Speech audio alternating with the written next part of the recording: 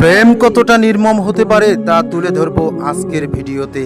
ভালোবাসা, অসংখ্য স্বপ্ন আর ভবিষ্যতের প্রতিশ্রুতি সব কিছু ভেঙে যায় মাত্র একটি বাক্যে।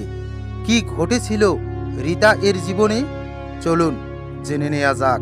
ফেসবুকের মাধ্যমে পরিচয় ও ভালোবাসার সম্পর্ক গড়ে ওঠে।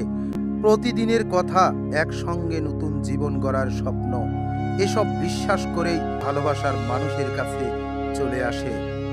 বিষয়টি জানাজানি হলে এলাকায় শুরু হয় আলোচনা, পারিবারিক চাপ এবং স্থানীয় সালিশের উদ্যোগ।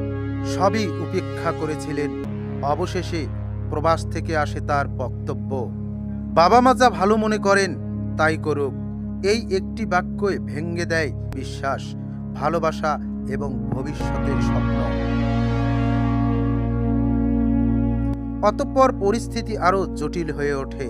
সামাজিক চাপ, পারিবারিক সংকট এবং মানসিক কষ্টের মুখোমুখি হতে হয়।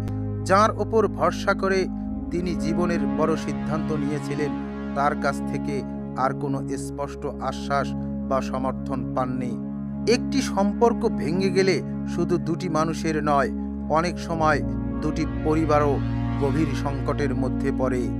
রিতার গল্প শুধু একজন তরুণীর গল্প নয়, এটি বিশ্বাস, প্রতিশ্রুতি আর বাস্তবতার কঠিন সংঘর্ষের একটি উদাহরণ। ভার্চুয়াল বা বাস্তব যে কোনো সম্পর্কই জীবনে বড় সিদ্ধান্ত নেওয়ার আগে পারস্পরিক সম্মতি, বাস্তব পরিস্থিতি, পরিবার আইন ও ভবিষ্যৎ পরিকল্পনা সম্পর্কে নিশ্চিত হওয়া অত্যন্ত গুরুত্বপূর্ণ। আপনার মতে এই ঘটনার সবচেয়ে বড় শিক্ষা কি? কমেন্টে আপনার মতামত জানান। এমন আরও বাস্তব ও মানবিক গল্প দেখতে আমাদের চ্যানেলটি সাবস্ক্রাইব করুন।